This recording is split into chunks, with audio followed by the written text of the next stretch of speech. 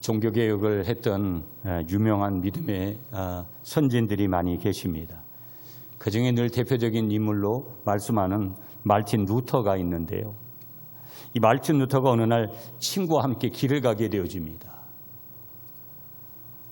그러니까 우리가 지금 장마를 맞이해서 여러분 갑작스럽게, 그리고 우리나라 기후도 약간은 아열대성으로 그렇게 바뀌고 있어서 국지적으로 갔다가 갑작스럽게 많은 비를 이렇게 내리는 그런 경우들 우리가 왕왕 경험하고요. 또 앞으로도 그럴 경우들이 훨씬 많습니다. 루터가 어느 날 친구하고 길을 가는데요. 천둥 번개를 동반한 무서운 폭우를 만나게 되는 거예요. 비를 피하려고 갑작스럽게 큰 소나무 밑에 들어갔는데 그만 문제가 생겼습니다. 벼락이 그 소나무를 치는 바람에 두 사람이 들어갔는데 루터는 상처 하나 입지를 않았지만 그만 옆에 있던 친구가 그 자리에서 즉사하는 불운을 겪게 됩니다. 여러분, 이쯤 되면 사람은 이런 일을 한번 경험하고 나면 트라우마 같은 것들이 생기죠. 아마 분명히 아무리 루터가 신앙인이었어도 여러 가지 인간에게 주어지는 그런 생각과 그런 경험들을 이렇게 갑작스럽게 어느 날 하게 됐을 것입니다. 이건 엄청난 슬픔이지요. 보면 큰 슬픔 가운데 친구의 장례를 마쳤습니다. 그런 다음에 이 말틴 루터는 심각한 질문을 던지게 되어졌습니다. 그 질문의 내용의 요지는 이런 거였습니다. 하나님께서 이 땅에 나를 더 살려두신 이유가 도대체 뭘까라는 거. 많은 사람들이 오늘 아무 생각 없이 살아갑니다. 아니, 생각을 하는 모든 것들은 오늘 여러분 성경으로 다시 돌아가 보시면 오늘 중요한 말씀 5절에서 주시는데요. 세계가 다 내게 속하였느니, 이 문제 이제 뒤에 가서 이제 말씀드리겠지만, 너희가 내 말을 잘 듣고, 누구의 말이겠어요? 여기에 전능하신 하나님의 말씀이죠. 내 언약을 지키면, 전제 조건을 말씀합니다. 이 전제 조건에 사람들은 내 경험과 내 생각대로, 그래서 사사기에서 말씀하고 있는 내 소견대로 신앙생활도 자기 마음대로 합니다. 자기 기준대로 해요. 교회 안에 많은 사람들이 그렇게 합니다. 하나님이 그렇게 하지 말라고 코로나19를 통해서도 말씀하시는데도 여전히 바뀌지 않습니다. 죄송한 말씀이지만 어찌 보면 좀 강한 말씀으로 간이 배 밖으로 나온 분들이 너무 많습니다. 그리고 아무 생각 없이 그냥 되는 대로 살아보겠다라는 그런 생각을 가지는 분들도 많습니다. 본질적인 질문이 아닌 항상 비본질적인 것에 눈을 빼앗기고 마음을 빼앗기고 내가 그것을 노래하는 그런 경우들이 얼마든지 많이 있을 수 있다라는 거. 말틴 루터는 본질적인 질문을 한 것이죠. 두 사람이 있는데 퍼센테이지에 따라서 50%입니다. 한 사람이 죽고 살 확률이 50%인데 하나는 죽고 하나는 멀쩡합니다. 많은 사람들이 코로나19 때문에 변종이 나오고 여러 가지가 나오고, 그래서 엊그제 같으면 금방 옛날로 돌아갈 듯한 그런 정부의 분위기가 이끌림이 있어서 그렇게 되나 보다 싶은데 이 며칠도 안 돼서 지금 여러 가지 불안한 마음들이 우리에게 보여집니다.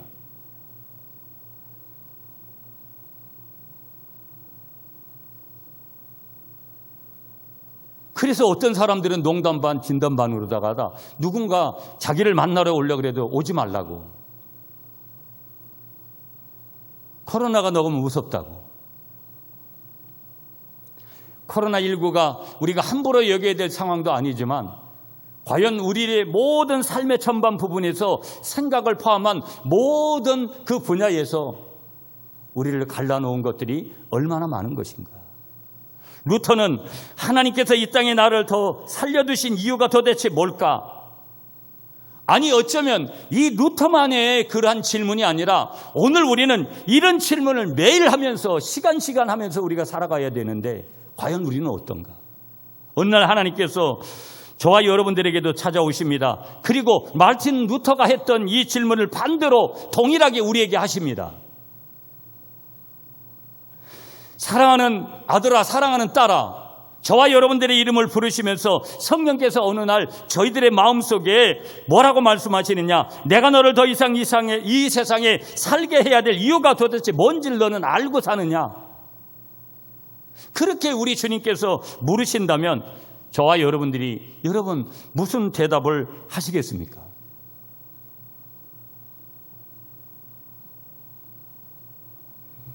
이 질문 매우 중요한 거고요. 본질적인 거고요. 나에게도 하나님 앞에 설 때까지 끊임없이 저와 여러분들이 물어야 될 한 질문이 되는 줄 믿습니다.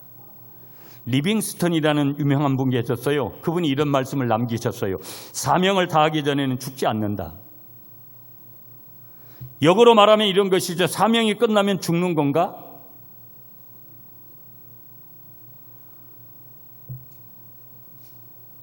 어찌 보면 사명을 다하고 나면 살아야 될 이유가 없다라는 건데 우리는 살아야 될 이유가 너무 많은 거예요. 그리고 그것이 본질을 바탕으로 두는 것이 아니라 하나님의 어떤 뜻과 의도와 계획과 어떤 그 목적을 가지는 것이 아닌 나의 순수한 내 목적, 내 계획, 내가 생각하는 것들이 훨씬 더 많아요.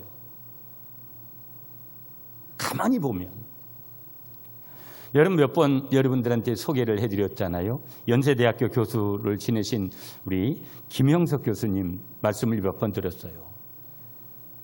그분이 뭐 다양한 또 교수로서 또 신앙인으로서 메시지를 주시는데 그분이 이제 100세를 사신 분이잖아요. 그분이 쓰신 책 중에 제가 가지고 있는 책 중에서도 100년을 살아보니라는 책인데 여러분 벌써 올해 2021년도에 43세까지 이 책이 이제 나왔더라고요. 그만큼 많이 팔렸다는 거겠죠, 여러분. 그분이 그 책에서 다양한 말씀을 하세요. 여러분 좀 시간 되면 그런 책들을 한번 좀 사보시는 것도 굉장히 참 유익하다고 생각해요. 그분이 그 책에서 이런 말씀을 주세요. 여러분 저와 여러분들 우리 인생이 50이 넘어가면서부터 문제가 생기기 시작을 하는데요. 50이 넘어가기 시작하면 먼저는 신체적으로 우리 육신적으로 잃는 것이 훨씬 더 많다라는 거예요. 여러분 건강의 문제, 저도 50대 중반을 넘어서니까 이게 이렇게 육신이 쇠약해져 가는 거구나 하는 것들을 느낍니다. 여러분들도 나는 아직까지 감기 한번 안 알아보셨다고. 여러분도 이미 노쇠하고 있는데 감사하게도 내가 그런 것들을 아직까지 인지하지 못하는 거예요. 어느 순간이 되면 갑작스럽게도 그런 것들을 느낄 수 있어요. 다 느끼는 거예요. 건강의 문제. 여러분 갱년기 증상, 갱년기가 이런 거구나. 저도 경험하면서 결코 반갑지 않은 그런 증상들이죠. 여러분 기억력이요. 저도 암기 과목 탁월하게 했습니다. 이 기억력이 사람 이름도 가끔은 기억이 안 나요. 아니 어떤 때는 그런 의심마저 돼요. 내가 이 치매 초기인가? 그런 건가? 그런데 그런 것보다는 기억력이 많이 감퇴하는 거예요. 여러분은 굉장히 나날까지 똑똑하다고 이런 마음으로 말씀을 듣으시는 것 같은데 그런데 여러분 보세요. 그대로 이렇게 잃어버리는 것은 많은데 그대로 있는 것도 있더라는 거예요. 그대로 있는 것을 보면은요. 소유에 대한 욕망이 그대로 있는 거예요. 그래서 여러분 나이를 점점 먹어가면은요. 명예욕이 생기고요. 더 생기는 거예요.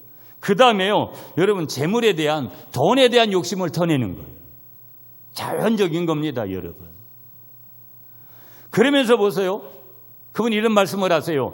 70대 후반, 우리는 아직까지 여기서 이제 70대 후반을 사신 분들이 계시고 그러지만 70대 후반부터 80대가 되면은 어떤 역전 현상이 일어나면은요, 얻어지는 것은 전혀 없고 계속해서 잃어지는 것만 많다라는 거예요. 그때가 되면은요, 50대, 60대까지 왕성했던 소유욕, 명예에 대한 소유욕, 어떤 물질에 대한 소유욕도요, 완전히 그 나이가 되면 사라진다는 거예요. 80이 되신 어른들, 그게 사라졌는지 모르겠지만, 그렇다는 거예요, 그분 얘기가. 저는 그 말씀을 들으면서 여러분, 그때가 되면 반드시 다 놓을 것들에 대한 것들을 우리는 여전히 지금도 가보질 않아서 그걸 추구하면서 살고 있구나. 먼저 인생을 살아보신 어른이 말씀하시는 거에 대해서도 우리가 귀를 기울여야 된다면 우리는 성경을 통해서 모든 것을 만드신 전능자 앞에서 그분의 말씀 앞에서 우리는 어떻게 해야 될 것인가? 여러분, 예전에 우리나라 아주 유명한 그룹 중에 대우그룹이 있습니다. 그 대우그룹의 회장이셨던 김우중 회장님이 계시죠. 그분이 쓰신 책 중에 저도 아직까지 서재에 가지고 있고 제가 2번을 읽었던 기억이 나는데요. 세계는 넓고 할 일은 많다라는 책이 있습니다. 이분이 되게 박학다식하신 분 아니겠어요? 그런데 놀라운 사실은 여러분 지금 대우그룹이 현존합니까? 잔재에 대한 어떤 그런 부분적인 것들이 있어도 어찌 보면 저는 왜 저분이 저렇게 됐을까?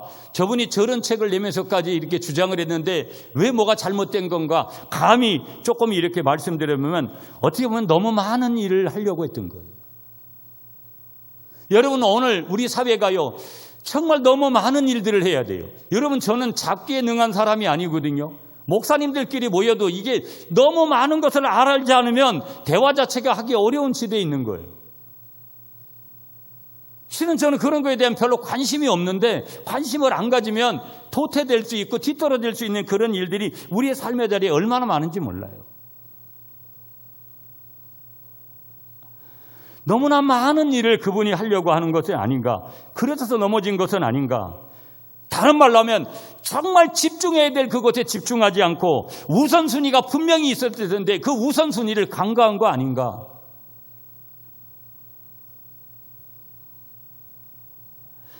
우리 예수님은 산상수훈에서 우리가 어떻게 살아야 될 것인지에 대한 부분들, 오늘 5절에 하나님은 이 어떻게라는 그 말씀에서 애굽 사람들 어떻게 우리 하나님께서 행하셨는지, 그리고 또 저와 여러분들, 다시 말하면 이스라엘 백성들을 어떻게 그렇게 보호해 주시고 인도해 주셨는지를 그렇게 말씀하세요.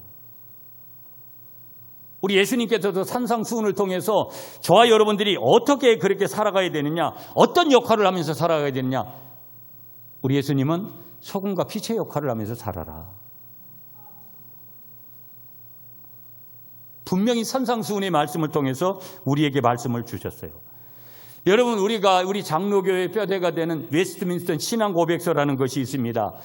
서열이 문답이 있고 대열이 문답이 있어요. 이 서열이 문답은 우리 어린 학생들, 다음 세대를 중심해서 이제 교육하는 그런 자료인데, 거기 제1문에 보면은요, 1문이 이렇게 말씀을 하세요. 사람이 제일 되는 목적이 무엇입니까? 이렇게 질문하거든요. 거기에 대한 답이 뭐냐면 이렇게 나와 있어요. 하나님을 영화롭게 하고 영원토록 그를 즐거워하는 것입니다. 그게 뭐라는 거예요? 사람이 제일 되는 목적이라는 거예요. 여러분, 돈 왜 벌려고 하세요? 왜 그런 직업에 비추해 가시려고 하세요? 왜 인생을 더 많이 살려고 하고 더 오래 살려고 그렇게 하세요? 목적이 뭡니까 도대체? 우린 다양한 얘기를 쏟아낼 수 있어요. 어떻게 너무 인간적이네, 육신적이네, 너무 그거 하나님하고 거리 동떨어진 얘기네요 해도 다 각자가 얘기할 얘기들은 다 있다 이 말이에요. 어떻게 해석을 하든지는 자기 마음대로 하는 거예요, 여러분. 인생의 자리에서 벌어지는 것을 운명에 맡기든지 섭리에 맡기든지 그건 자기 해석이에요. 누구든지 자기 해석하면서 살아갈 수 있는 거예요. 그러나 내가 어떤 해석을 하든 정답은 있는 거예요. 하나님의 의도와 계획과 목적과 이 모든 것은 분명하게 있는 거예요. 더 분명한 것은 그 의도에서 벗어나는 것이라면 그것은 어찌 보면 하나님께서 우리에게 원하시는 것은 아닐 수 있다라는 거. 여러분, 근본적인 질문해야 돼요. 내가 이 땅에서 더 살아야 될 이유가 뭘까요? 다 100세 시대라고 해서 100세를 누리며 살아가는 것은 아니에요. 그러나 과학이 발전하고 여러분 의술이 발달하는 그 시대에 우리가 놓여져 있기 때문에 그런 것에 가까이 가 있다라는 것은, 평균 수명이 훨씬 더 예전보다는 늘어나 있는 그런 시대에 우리가 있다라는 것은 맞아요. 오래 산다고 여러분 모든 것이 행복한 걸까요? 우리가 더 살아야 될 이유는 먼저는 우리에게 분명히 부르심이 있기 때문이죠. 우리에게 구원의 부르심을 주시고 사역의 부르심을 주셔서 오늘 이 자리에 우리를 부르신 주님, 그러므로 여러분 더 살아야 될 이유는 분명히 그 부르심에 합당하게 살기 위해서 우리가 더 살아야 될 이유가, 우리에게 있는 줄 분명하게 믿으시는 여러분이 되시기를 축복합니다. 자, 본문으로 돌아가 볼게요. 하나님은요, 먼저 아주 조금했던 그 이스라엘을 거룩한 백성 삼으시기를 원하는 마음이 하나님께 있으셨어요. 이스라엘 백성이 애굽을 탈출하니까 여러분 출애굽하는 거죠. 드디어 430년 동안 애굽에서 종살이하다가 오늘 1절 한번 보실까요? 1절에 남겠습니다. 1절에요. 애굽을 탈출한 지 3개월쯤 되었을 때 어디에 도착을 하냐면 시내 광야에 도착을 해요. 그냥 편한 말로 하면 시내산 밑에 도착한 거예요. 거기서 1년 이상 있잖아요. 1년 이상을 거기서 있다가 다시 이제 출발을 하게 되는데 여기서 하나님은요, 이스라엘과 뭐를 체결하시냐면요, 언약이라는 것을 체결하세요. 하나님과 하나님의 선민인 이스라엘 백성들하고 약속을 체결하는 거예요. 하나님은요, 성경에 보면 창세기부터 시작해서 끊임없이 이런 약속을 수많은 사람들하고 약속을 이 새끼손가락을 거세요.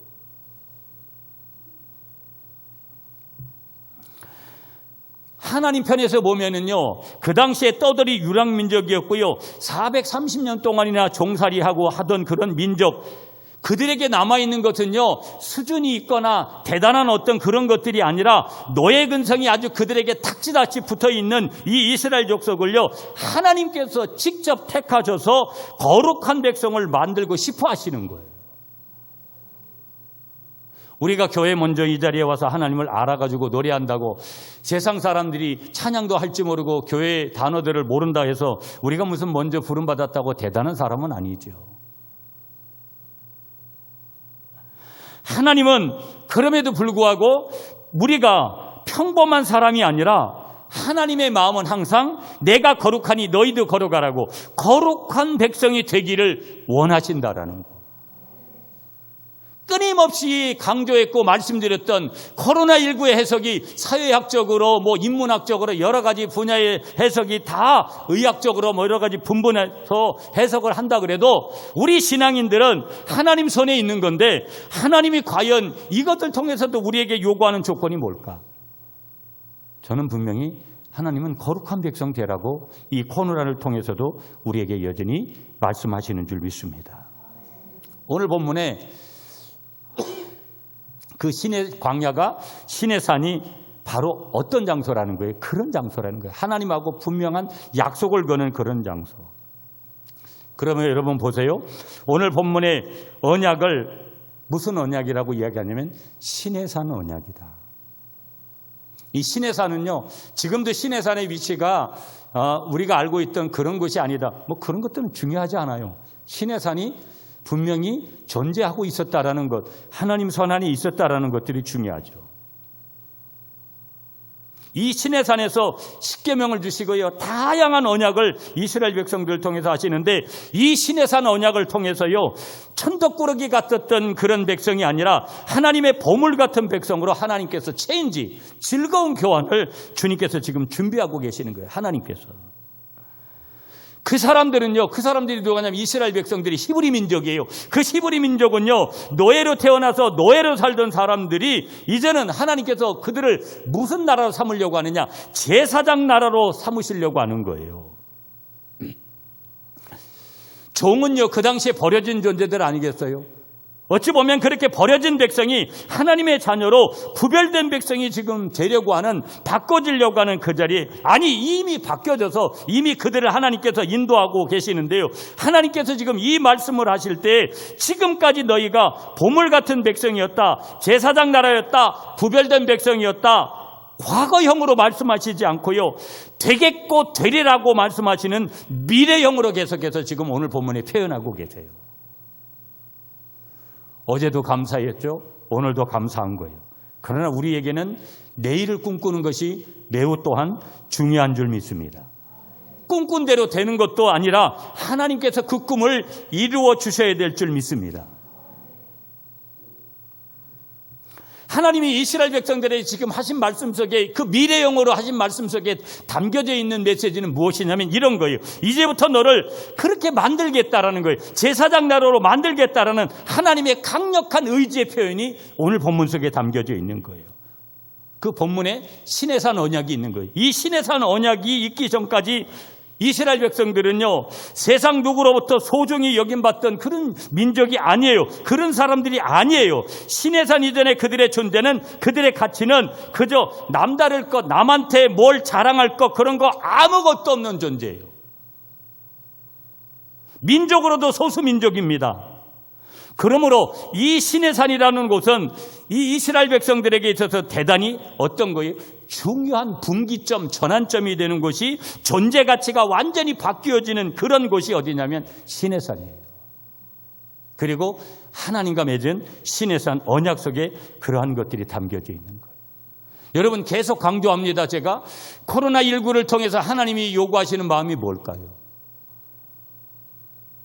얼마 안 있으면 예전같이 시간같이 돌아갈 것 같이 정부도 이야기하고 사회적 거리두기 단계를 푹 낮췄다가 여러분 내일부터는 4단계로 격상됩니다.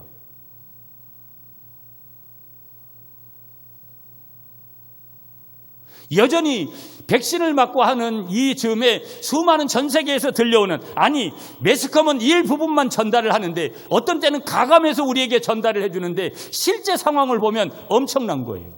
여러분들도 소식을 들었는지 모르겠지만 인도네시아에서 얼마나 상황이 심각한지, 우리나라 분이 사업을 하고 거기 가셨다가 전용기를 태워서 한국으로 돌아오려고 하다가 끝내는 돌아오지 못하고 두 분이나 거기서 돌아가셨습니다.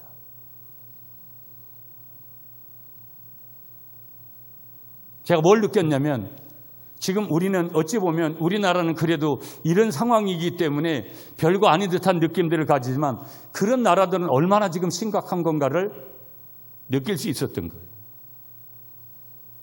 그럼 이 속에서도, 이 아비 귀환과 같은 그런 삶의 현장 속에서도 우리는 하나님의 뜻이 있고 하나님의 마음이 있는데, 하나님의 마음이 뭘까? 분명히 이스라엘 백성들에게 주셨던 것처럼 우리에게 전환점과 분기점을 삼으시라는 건데, 그렇다면 적어도 잘해왔으면 잘해왔기 때문에 전환점, 분기점을 말씀하시진 않았을 거라는 거.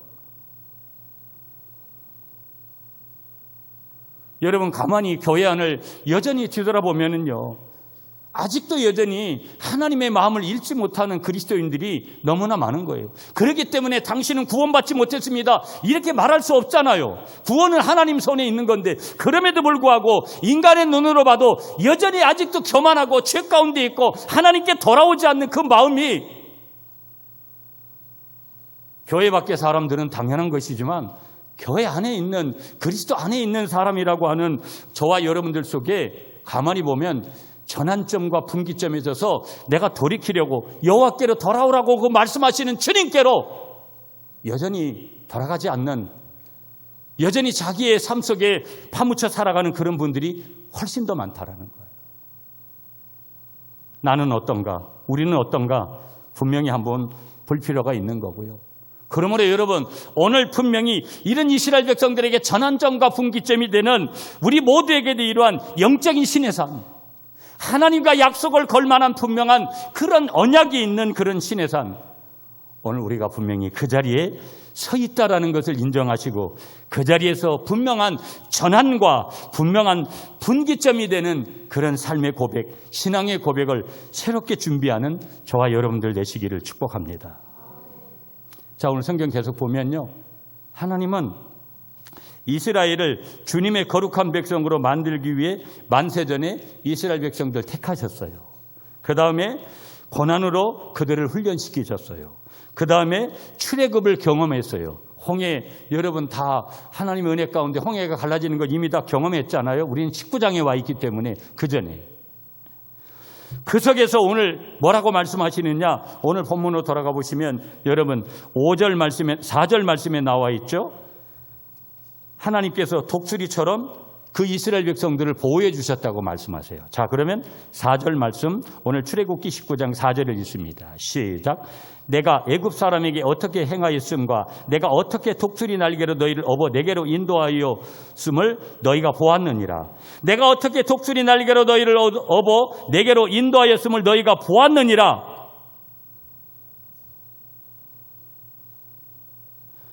하나님을 하나님의 그 어떻게 하심, 오늘 애굽 사람에 어떻게 행하고 내가 너희들에게 어떻게 행하고 그 하나님의 어떻게 하심, 이 하오의 문제를 발견한 사람은요, 반드시 거기에서 뭘 발견하느냐, 하나님의 사랑, 십자가의 사랑, 하나님의 은혜가 어떤지를 발견해요.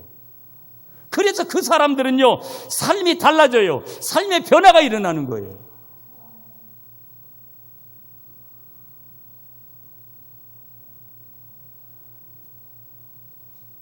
철저한 은혜의 고백을 그 사람들이 하게 되는 것이죠.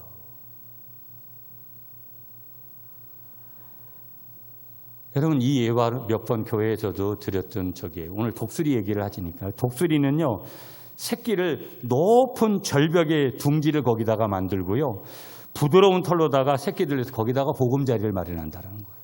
평범한 이런 곳에다가 둥지를 만들지 않는 거예요.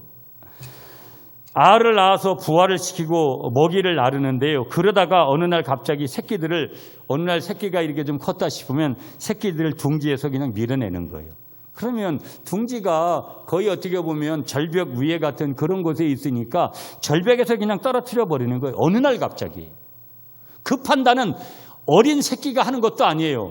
이때쯤 되면 우리 아빠가, 우리 어미가 우리를 갖다 떨어뜨릴 거다, 무슨 예를 갖다가 이렇게 해준 것도 아니에요. 어느 날 갑자기 어미가 새끼를 그냥 밀어버리는 거예요. 둥지에서. 절벽에서 그냥 떨어뜨리는 거예요. 이때 어린 새끼는 여러분 깜짝 놀라지 않겠어요? 당연히.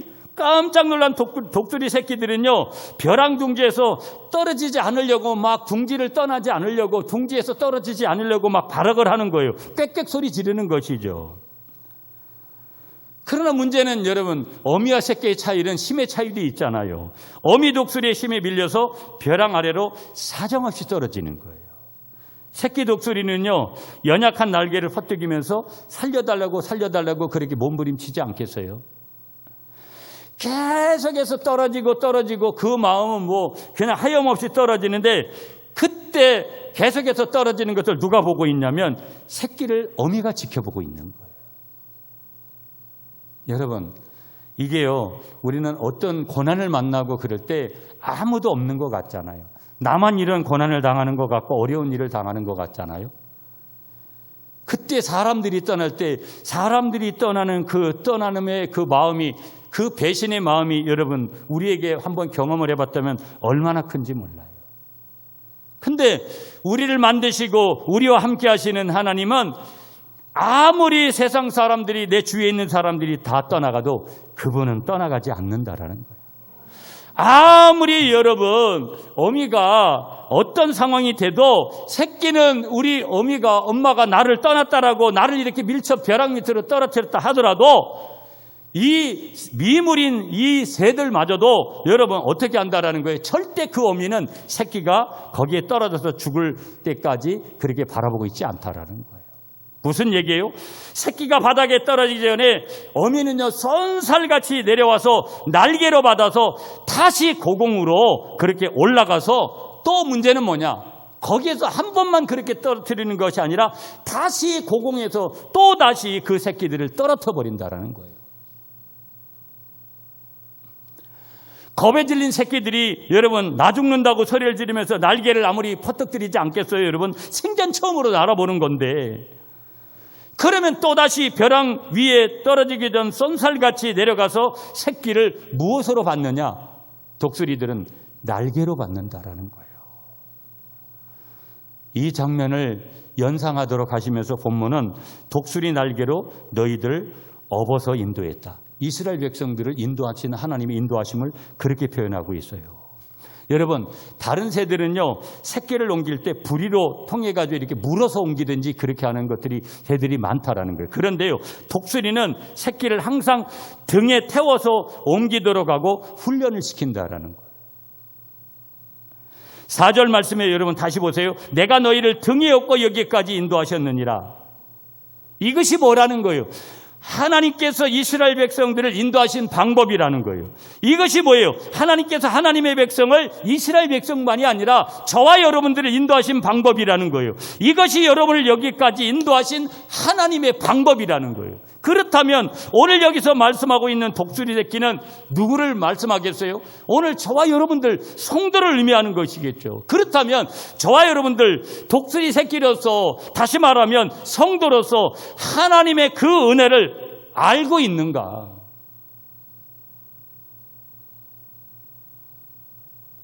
우리는 당연히 이런 본질적인 질문을 해봐야 되는 거죠.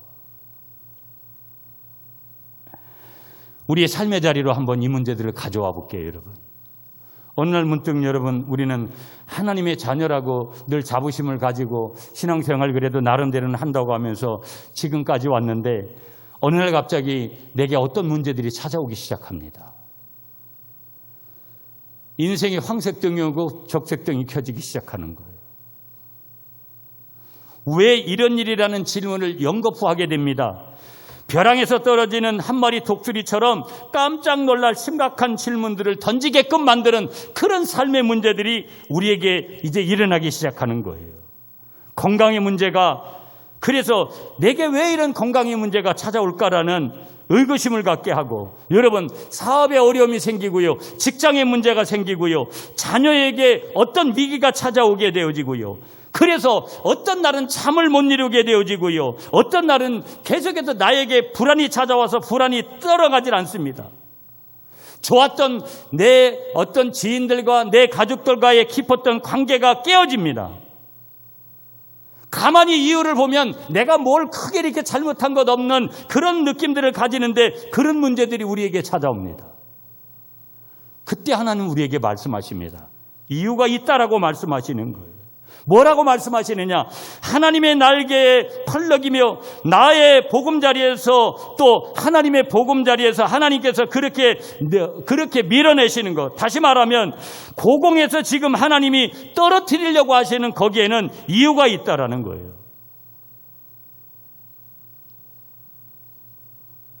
좀 가깝게 표현하면 이런 이유죠. 유약하게 연약하게 살지 말라라는 것이죠. 성경은 강하고 담대하라고 우리에게 말씀하시는 줄 믿습니다. 강하고 담대해라.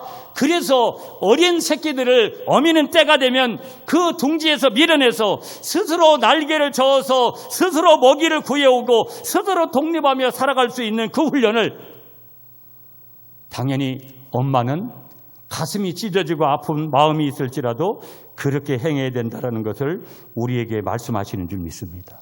하나님께서 그 둥지에서 우리를 밀어내실 때에는 또 다른 이유가 있는데, 우리에게 잘못된 가치관에서 그 잘못된 가치관을 떨쳐버리라고 말씀하시는 것, 헛된 세상에서, 그 헛된 세상의 생각에서 벗어나라고 말씀하시는 것, 그 자리가 죄의 자리이기 때문에 죄의 자리에서 벗어나라고 우리 주님께서 나를 그런 것에 밀어넣고 계신다라는 것 또한 다시 한번 생각하고, 또 그 속에서 하나님의 메시지의 완벽함은 내가 거룩한 하나님의 백성으로 살고자 하는 하나님의 마음이 그 속에 숨겨져 있다는 것을 분명하게 믿음의 눈으로 바라보시는 우리 모두가 될 수 있기를 간절히 축복합니다. 그런데 여러분, 전제 하나가 있는 거예요. 꼭 우리가 기억해야 될, 그런 상황이 왔을 때마다 우리가 꼭 기억해야 될 사실은, 우리는 거기서 실망하고 여러 가지 불안하고 초조해하지만 하나님은 거기서 모든 걸 끝내시는 거 아니라는 거. 새끼를 벼랑에 집어던졌습니다. 그 새끼를 벼랑에 집어던졌지만 어미 독수리는 절대 그 새끼를 땅에 떨어져 다치게 내버려 두지 않는다. 우리에게 고난이 옵니다. 여러분, 불안한 인생의 자리에 이렇게 가다가는 어떻게 잘못되는 거 아닌가, 먹고 사는 문제까지 걱정스러워지는 그런 부분이 옵니다. 그래도 하나님은 마지막에 가서 벼랑 끝에 서는 용기를 우리에게 주시고, 벼랑 끝에 그 위기의 그 현장에서 하나님은 반드시 반전을 이루시는 줄 믿습니다. 놀라운 사실은 하나님은 그런 반전을 너무 즐기셔서 어떤 때는 우리가 피곤하기도 해요. 그리고 어떤 때는 나를 일부러 그런 자리까지 끌고 가시니까. 그러나 분명한 사실은 하나님이 책임지신다라는 거.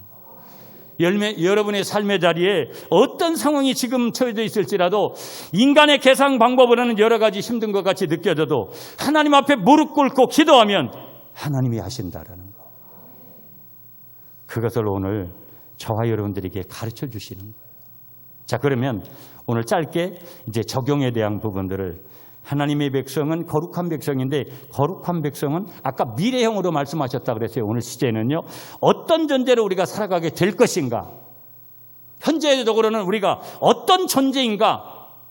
여러분, 세 가지만 우리가 여기서 좀 짧게 보고 오늘 말씀 정리해 볼게요. 첫 번째, 오늘 보면 5절로 가보세요. 5절 말씀을 여러분이 읽어주세요. 시작.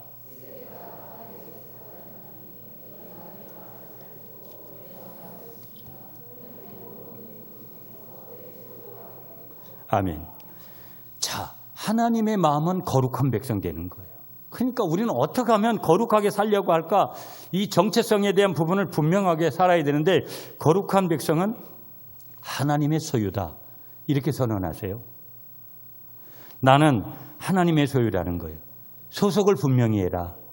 한번 따라하겠습니다. 나는 하나님의 소유입니다. 너희는 내 소유가 되겠고, 여기서 내 소유라는 이 말의 해석은요, 하나님의 보물 같은 백성이라는 거예요. 어떻게 의역을 이력을 해보면 하나님의 눈에 넣어도 안 아플 만큼 소중한 존재, 그가 우리요, 그가 나라는 존재라는 거예요. 나는 하나님이 만든 최고의 작품이라는 거예요. 여러분, 저도 몇 번 제가 맡은 역할들을 통해서 여러분 비교하면, 남들과 비교하면 나는 너무 어떻게 보면 초라한 것 같고, 내가 어떻게 여기에 이렇게 있지라고 할 땐 깜짝 놀랄 때도 있다고 말씀드렸어요. 그러나 하나님은 나를 최고의 작품으로 만드셨다는 거. 여러분이 현재적으로 초라한 것 같고 내가 남들과 비교해서 연약한 것 같아도, 연약한 당신을 하나님의 손에 붙들려서 쓰시기를 원하시는 것이 우리 아버지의 마음이라는 거. 이유가 뭘까요? 내가 거룩한 백성, 하나님의 소유이기 때문에, 내가 하나님의 것이기 때문에. 여러분, 지금 이스라엘 백성들 출애굽했어요. 430년 동안 아주 꾀죄죄하게 종살이만 하다가 하나님의 은혜 가운데 출애굽하는 이 이스라엘 백성들에게 가장 긴급한 문제가 뭘까? 여러 가지 문제가 있지만요, 가장 긴급한 문제는요, 애굽에서 가지고 있던 꼬리표를 떼는 거예요. 그 꼬리표가 뭔지 아세요? 노예 근성이에요. 끈적끈적한 노예 근성이 그들에게 있는 거예요. 늘 부정적이고요. 출애굽하면서 여러분 출애굽기를 한번 나중에 읽어보세요. 얼마나 부정적인 단어 중에 대표적인 단어는 뭐냐면 원망이에요.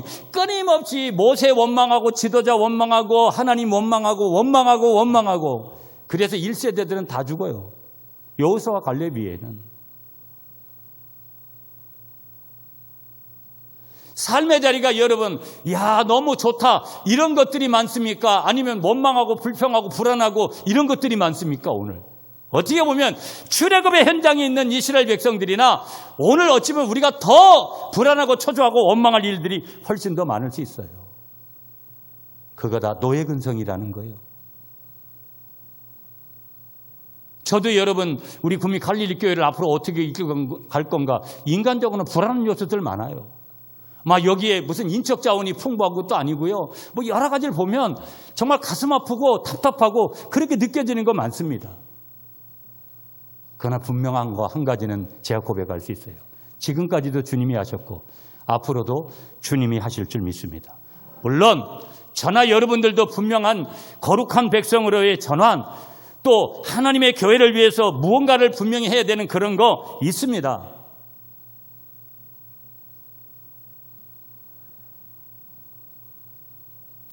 하나님 말씀하시는 거예요. 이스라엘 백성들에게 뭘 말씀하시느냐? 너는 노예가 아니라는 거예요. 나의 소유다. 나의 소중한 보물이다. 너는 마귀의 자녀가 아니라 너희는 이제 하나님의 자녀가 됐다. 정체성에 대한 것들을 분명하게 알려주시는 거예요. 여러분, 우리나라는 일제 36년을 보낸 나라잖아요. 그 꼬리표가 하나가 뭐냐면 조센진이라는 거예요. 예. 그 꼬리뼈를 떼는 일. 야곱은요, 유명하게 여러분 야복 강가에서 인간적인 꼬리뼈를, 환도뼈를 부러지는 아픔을 경험하면서까지 바꿔요. 이런 근성들 바꾸는 게 뭐 하루아침에 이렇게 이루어지고 그런 것들은 아니겠죠. 그러나 이미 하나님께서 그런 은혜의 현장에 오늘 저와 여러분들을 부르셨다라는 거. 저는 제가 조금 이게 무슨 자랑이 아니라 저는 이렇게 뭐를 교회 개척을 하고 하면서 남한테 뭐를 얻어오고 뭐 쓰던 물건 가져오고 이런 걸 정말 싫어해요. 지금도 그래요.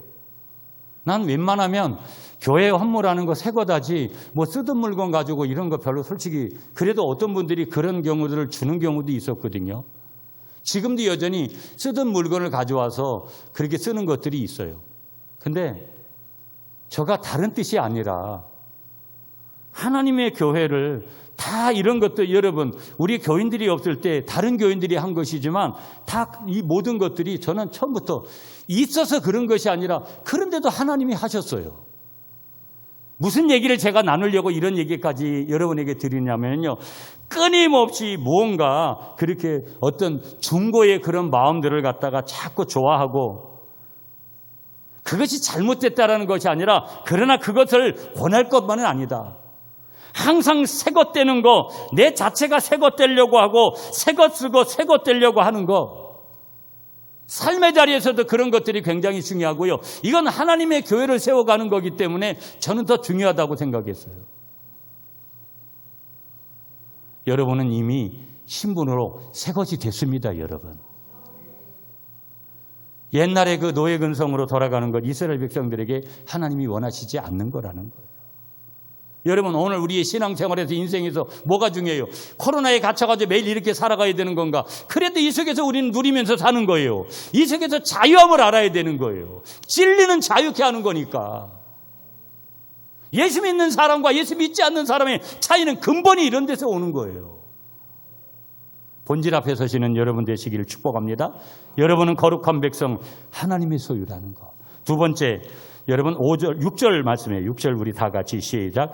너희가 내게 대하여 제사장 나라가 되며 거룩한 백성이 되리라. 너는 이 말을 이스라엘 자손에게 전할지니라. 여러분 5절에서 제가 하나 놓친 것이 있어가지고 제일 중요한 5절의 말씀에서 처음 시작해 세계가 다 내게 속하였나니. 여러분 인간적으로 누군가가 땅을 많이 가지고 있고 뭐 여러 가지 어떤 권한을 가지고 있을 때 그 사람에게 몰리잖아요.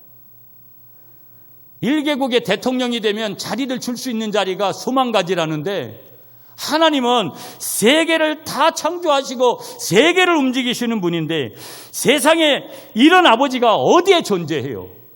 우리는 그분을 아빠 아버지라고 부를 수 있는 은혜를 우리가 이미 받은 줄 믿습니다. 그러므로 그분의 것을 우리가 누리는 거 매우 중요하다라는 거 이미 말씀드렸습니다. 자, 6절에서 두 번째 거룩한 백성은 한번 따라하겠습니다. 제사장 나라. 제사장의 역할을 하는 사람이라는 거예요. 너희는 제사장 나라가 되며 거룩한 백성은 제사장으로 살아가게 될 것이다. 이 힘든 세상을 살며 불평하고 원망하고 이 사람 저 사람 비난하며 살 필요 없다. 중심에 서라. 너의 근성 버려라. 하나님의 거룩한 백성은 제사장 의식으로 살아가야 된다. 역사의 구경꾼 아니다. 역사의 아픔들을 붙들고 살아가는 제사장으로 살아가야 된다. 제사장은요 여러 가지 역할이 있습니다. 제사장은 축복하는 그런 역할을 합니다. 제사장은 복을 빌어줍니다. 그래서 베드로전서 2장 9절에 보면은요 우리를 제사장으로 부르신 주님께서 뭐라고 말씀하시냐면 너희는 왕 같은 제사장이다.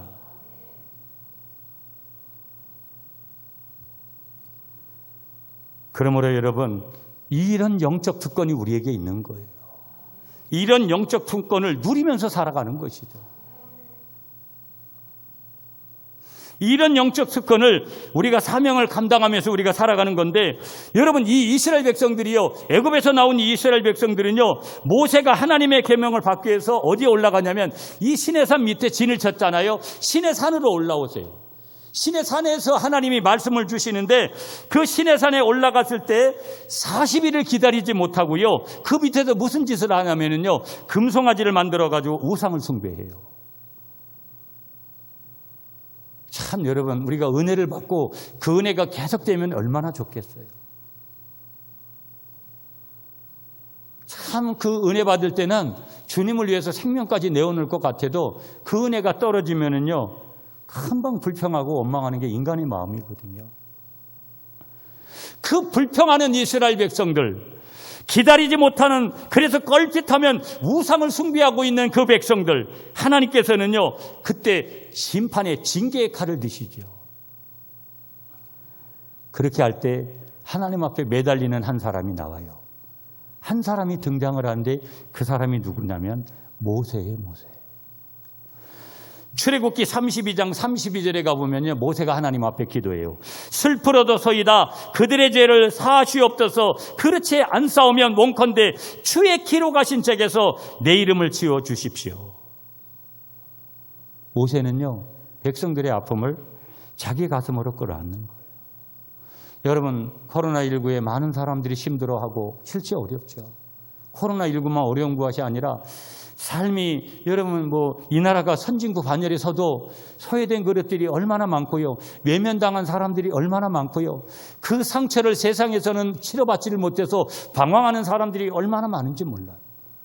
걱정할 염려가 없어요. 뭘 걱정할 염려가 있느냐? 복음 전에서 우리가 전도할 사람에 대해서 걱정할 이유가 없습니다. 문제는 전도자가 없는 것이지, 복음을 전하려고 하는 사람이 없어서 탈인 것이지, 전도 대상자가 없는 게 아니라는 거예요.